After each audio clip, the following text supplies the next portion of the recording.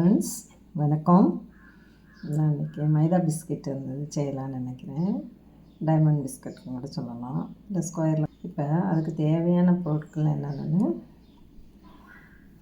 சொல்லிடுறேன். ரவை 1 table spoon,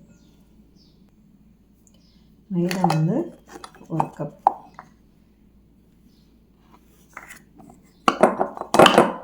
pinch of salt, baking soda வந்து உள்ளே போட்டுக்கணும். இப்போ இதில் மிக்ஸ் பண்ணி வச்சுக்கலாம். நெய் விட்டு வந்து ஒரு 3 டேபிள் ஸ்பூன்,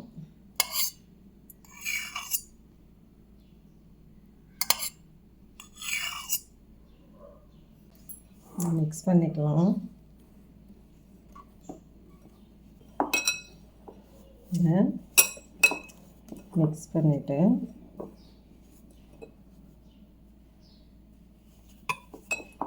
மாவு பிடிக்க வரணும்.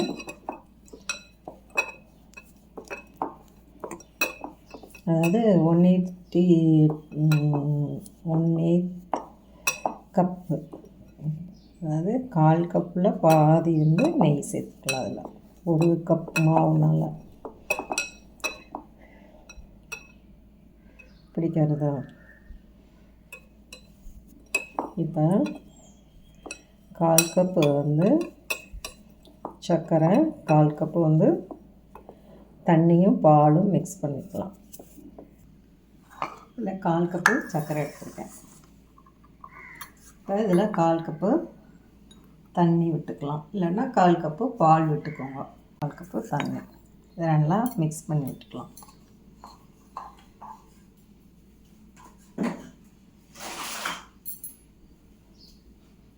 கையை வச்சா கரைச்சி விட்டுறேன்.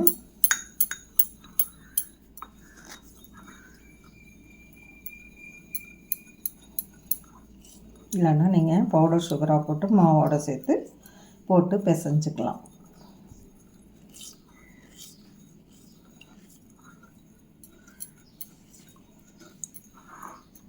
இது கரையவும் அதில் ஊற்றிடுவோம். இதில் வந்து சுகர் சிரப்பு, அதாவது தண்ணியில் மிக்ஸ் பண்ணோம்ல, நார்மல் வாட்டரில் தான் மிக்ஸ் பண்ணிக்கலாம். இதை பிசைஞ்சிக்கலாம். ரொம்ப அழுத்தி பிசையாதீங்க, நார்மலாக பிசைஞ்சால் போதும். இதை ஒரு 10-15 நிமிஷம் மூடி வச்சிடலாம். பிசைஞ்சு பாருங்கள், பிசைஞ்சு வச்சு இதை மூடி வச்சிடலாம். ஒரு 10 நிமிஷத்துக்கு ஊறட்டும்.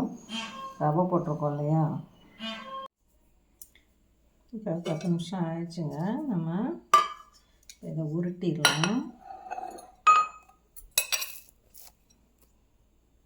இன்னொரு தடவை பிசைஞ்சிக்கலாம். ஒரு வாட்டி பிசைஞ்சிட்டு நம்ம உருட்டலாம்.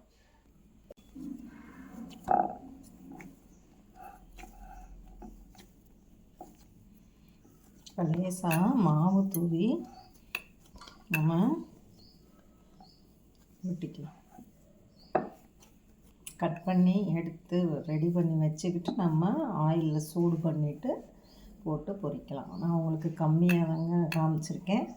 நீங்கள் கூட வேணாலும் போட்டு நீங்கள் அதை செஞ்சுக்கலாம். கம்மியாக செஞ்சு பாருங்கள். நல்லா வந்ததுன்னா இது பண்ணிக்கோங்க. நீங்கள் தண்ணி கொஞ்சம் இல்லை பால் கொஞ்சம், 1/4 கப்புக்கு வந்து 1/8 கப்பு வந்து பாலும் தண்ணியும் கூட நீங்கள் சேர்த்துக்கலாம். அதனால் இதில் கொஞ்சம் மாவு தூவிட்டு உருட்டுவோம். இதை வந்து ஒரு 1/2 இன்ச்சு தடிமனாக ஊற்றிக்கோங்க. டைமண்ட் ஷேப்லேயும் கட் பண்ணிக்கலாம், நம்ம ஸ்கொயர் ஷேப்லேயும் கட் பண்ணிக்கலாம். இந்த மிக்சரோடலாம் உள்ளே இருக்கும் பார்த்திங்களா பிஸ்கெட், அதுதாங்க அது.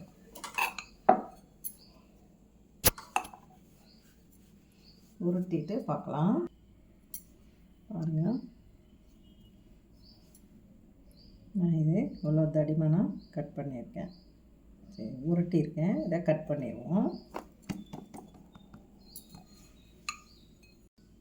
இப்படி ஒரு பீஸா கட்டரோ அல்லது நீங்கள் ஒரு நைஃபோ எடுத்து இது பண்ணிக்கலாம் கட் பண்ணுறதுக்கு. இதை ஸ்கொயராக ஓரங்களை நம்ம கட் பண்ணி எடுத்துடலாம்.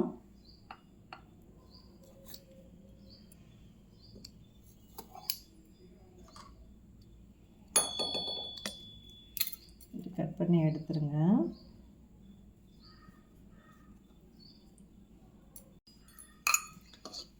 எல்லாம் சமமாக இருக்கான்னு பார்த்துக்கோங்க.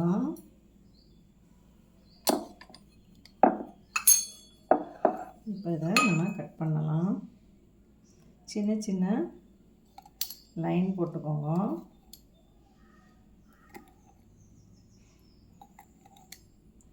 உங்களுக்கு எந்த அளவுக்கு அகலம் ஜாஸ்தி வேணும்னா அகலமாக போடுங்க, இல்லை அகலம் கம்மியாக வேணும்னா கம்மியாக போடுங்க. இப்படி கட் பண்ணிக்கலாம். இப்போ நம்ம கட் பண்ணியாச்சு. ஒரே அளவாக இருக்கிற மாதிரி பார்த்துக்கோங்க. இப்போ இதை ஆயிலை சூட் பண்ணி போட்டு பொரிச்சிடலாம். இப்போ ஆயில் கடாய் சூடாயிடுச்சுங்க. ஆயில் விட்டுடலாம். நான் கொஞ்சமாக செஞ்சதுனால கொஞ்சமாக ஆயில் விட்டு பொரிச்சு எடுத்துக்கிறேன். ஆயில் சூடாகட்டும். இது நல்லா சூடான பின்னாடி மிதமான சூட்டில் போட்டுட்டு ஸ்லோ பண்ணிக்கோங்க. வேகணும் உள்ளெல்லாம். நீங்கள் எதுவும் ஃபுல்லாக மைதா போடாமல் இல்லைன்னா அரை கப்பு மைதா அரை கப்பு கோதுமை அப்படி போட்டும் செஞ்சு பாருங்கள். நல்லா தான் வரும். அதுவும் இந்த மைதா பிஸ்கட்னால ஃபுல்லாக நான் மைதாவில் போட்டு செய்கிறேன். இப்போ நம்ம போட்டுடலாம்.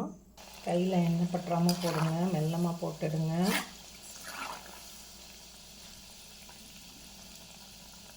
வச்சுட்டேங்க தீயை. ஆயில் சூடாகிடுச்சு இல்லையா, உள்ளே வேகணும் நமக்கு.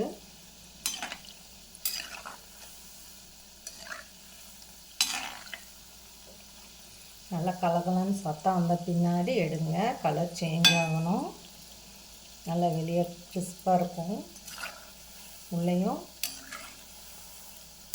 இதாக இருக்கணும். வேகணும், நல்லா வேகட்டும். பாருங்கள், நம்ம போட்டது வந்து இப்படி சின்னதாக தான் போட்டிருக்கோம் நார்மலாக.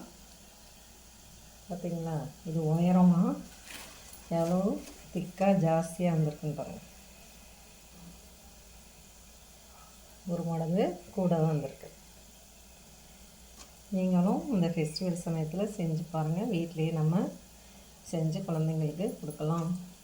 நல்லா ஒரு ஜல்லடையில் வச்சு இப்படி போட்டுக்கோங்க. ஒரு டிஷ்யூ பேப்பர் போட்டு எண்ணெயெல்லாம் இதாயிரும். அப்புறம் எடுத்து நீங்கள் பாக்ஸில் போட்டு ஏர்டைட் பாக்ஸில் வச்சுக்கோங்க. 15 டேஸ்க்கு நல்லாயிருக்குங்க. பாருங்கள், ஒரு கப் மைதா போட்டால் எவ்வளோ வந்திருக்குன்னு. இதே போல் நீங்களும் வீட்டில் செஞ்சு பாருங்கள். தண்ணியும் பாலும் மிக்ஸ் பண்ணி கூட செய்யலாம். அளவாக கரெக்டாக 1/4 கப்பு, ரெண்டும் அதில் பாதி இதில் பாதி, 1/4 கப்புங்க. நீங்களும் செஞ்சு பார்த்துங்க. இல்லை நெய்க்கு பதிலாக டால்டா கூட போட்டுக்கலாம். நல்லா முறுமுறுன்னு கிறிஸ்பியாக